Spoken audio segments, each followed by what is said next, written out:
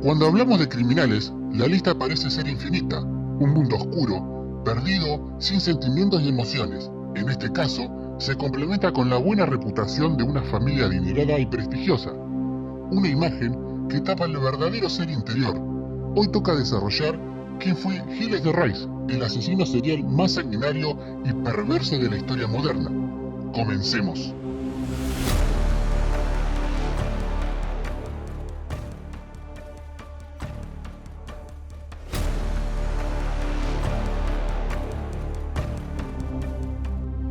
En el año 1405, en Nantes, Francia, nacía Gilles de Montmorency-Laval, barón de Rais, más conocido como Gilles de Rais, un malvado hombre de mucho poder, un noble francés y ex militar.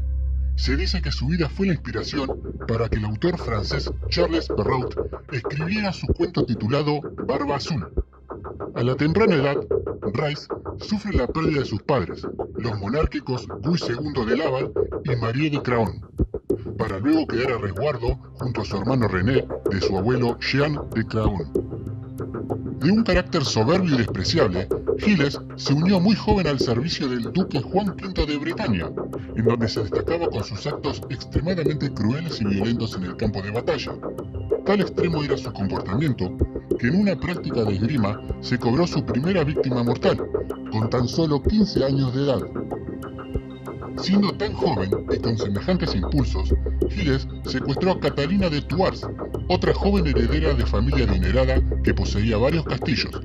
Pese al delito de Rais, ese mismo día se casó con Catalina, aunque sus padres se opusieran firmemente. Una personalidad fría y calculadora, sin importarle qué métodos pudiera utilizar para lograr sus objetivos. Para el año 1429, su fama en el campo de batalla iba en aumento, tanto que el rey de Francia le pidió sus servicios para poder liberar Orleans del asedio inglés.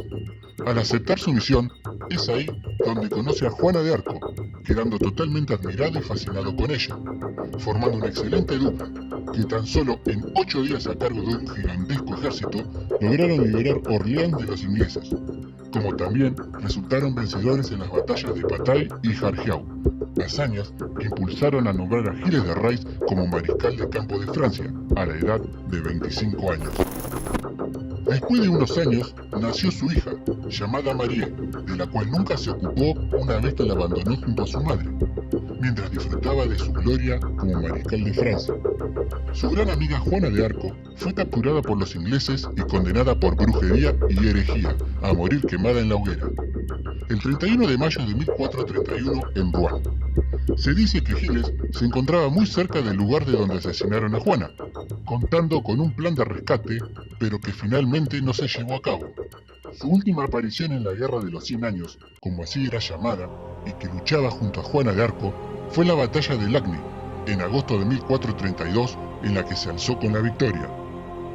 Tras la muerte de su amiga, Gilles de Rais entraría en un declive constante, seguido de que el chambelán La Tremoille, quien era su protector, cayó en desgracia y perdió su título de mariscal. Su abuelo, quien supo estar a su cargo, fallece en el año 1432, quedando a cargo de toda su fortuna, sumado a lo que él poseía y los botines de guerra que supo acumular durante sus días de gloria, teniendo la plena libertad de realizar lo que él quisiera. Gilles de Rais se fue a Bretaña, comenzando una vida llena de excesos y despilfarro de dinero. Un hombre que hacía todo lo que se le daba la gana, se daba todos los lujos excéntricos que podía imaginar, celebraba banquetes deslumbrantes, sus caprichos ostentosos eran caros, su pasión por todas las artes, pero lo que más disfrutaba era la de escuchar cantos gregorianos. Era generoso y hospitalario con los demás, lo que le generaba un alto prestigio entre la sociedad. Pero sus arcas no eran infinitas. El dinero comenzaba a agotarse y no podía mantener semejante estilo de vida, involucrándose con prestamistas y usureros. Su ruina era inevitable y poco a poco los que lo rodeaban en los buenos tiempos se fueron alejando. Ya no había nada más para ofrecer. Ante la desesperación de perderlo todo, Rais se interesó en lo esotérico y la alquimia, tratando de encontrar la forma de fabricar el tan ansiado oro que lo devuelva a sus mejores momentos. Su fanatismo por lo oculto se extendió cada vez más, rodeándose de magos, nigromantes y alquimistas, hasta que llegó a su vida un embaucador sacerdote italiano llamado François Prelat, quien le prometió a Giles de Rys que toda su fortuna y mucho más le volvería gracias a la magia negra, instándolo a que buscara la legendaria piedra filosofal, aparte de distintos rituales satánicos, como la de invocar al diablo. Para Rys se volvería algo frecuente visitar a Prelat en busca de resultados, pero el hábil sacerdote sabía cómo manipularlo, tanto que llegó a decirle que vio al demonio cerca de él por unos instantes, haciendo que entre en pánico y crea que debía hacer ciertos sacrificios y ofrendas para que las invocaciones le dieran lo que él esperaba. Al ser muy incrédulo, le decían que si no ofrece al demonio la sangre y los miembros de un niño, nada sucedería. Todo esto dio el puntapié inicial para que los fieles servidores de Giles de Rys comenzaran una operación en busca por pueblos y aldeas de muy bajos recursos a niños y adolescentes con promesa de un bienestar futuro en los castillos de Rys. En ciertas ocasiones, él mismo se hacía presente y negociaba con los padres una gran mentira, que solo terminaría de la peor manera. Una vez en sus aposentos, Giles, en modo de ofrenda, comenzó a torturar y matar a los niños, despertando a un ser maligno en su interior, cometiendo abusos, orgías sexuales, mucho alcohol e innumerables vejaciones indescriptibles. Pero esto ya no pasaba solo por medio de un ritual, sino que disfrutaba haciéndolo. Cada momento de sus actos le generaban un placer al que no estaba dispuesto a ponerle fin. Pero los padres y familiares de las víctimas, al no tener noticias de ningún tipo, como si la tierra se los hubiera tragado de repente, se pusieron en alerta, y las sospechas no tardaron en llegar. Lo único que les decían era que estaban bien, pero nada más. Rys, al ver que su plan estaba en peligro, no dudó en seguir con su locura.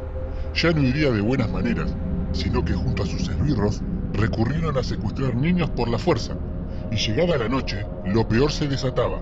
Eran torturados y humillados, con los peores actos que una mente criminal pudiera imaginar.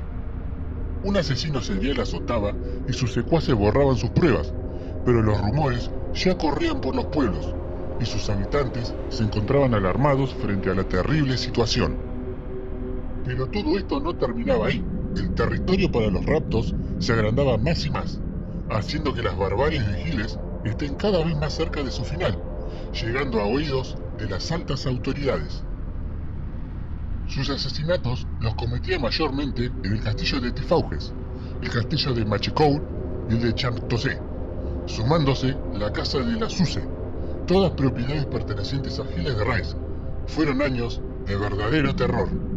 Pero la decisión de investigar las desapariciones en Bretaña fue impulsada por el obispo de Nantes, Jean de Malestroit, advirtiendo que no eran casuales, llegando a Giles de Rys, que intentaba vender uno de sus últimos castillos. El 15 de septiembre de 1440, Rys fue arrestado en las puertas del castillo de Machecoul, junto con los que eran sus cómplices, Prelati, Blanchet, Henriette y Poitou, y fueron llevados a juicio. Durante los alegatos del juicio, Giles de Rys fue acusado de brujería, herejía, sodomía y el asesinato de niños. Pero ¿qué fue lo que hizo que un noble, rico y mariscal de Francia, con una enorme reputación, cayera en semejante barbarie? Según una cantidad numerosa de testigos, la mayoría de pocos recursos económicos, declararon que sus hijos de entre 8 y 14 años habían desaparecido en la zona de las propiedades de Rys, llegando a contabilizar alrededor de 200.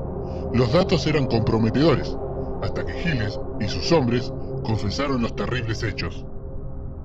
De características aberrantes fueron descritas por los involucrados, como el placer que tenía al matar, abusar carnalmente de esos jóvenes, cortarles las cabezas, desmembramientos y mucho más, disfrutando de esos momentos finales de sus víctimas agonizantes, previo a someterlas a torturas y muchos actos inhumanos.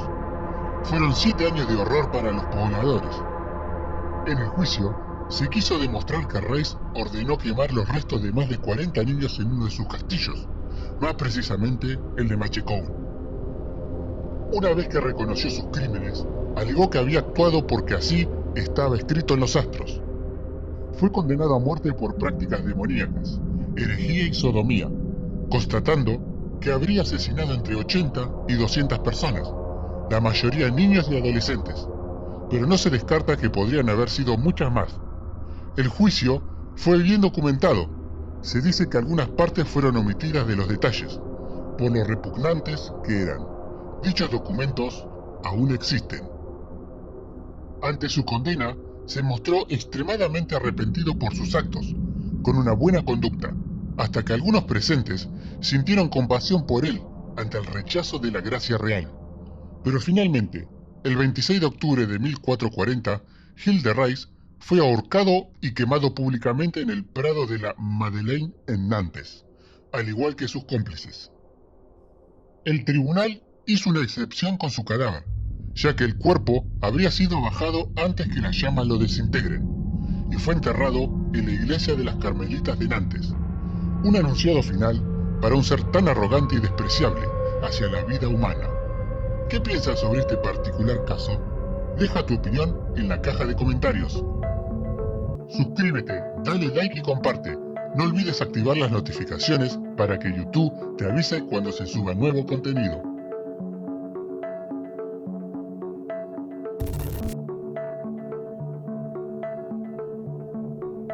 Recuerda pasar por el canal secundario El Círculo Ufológico.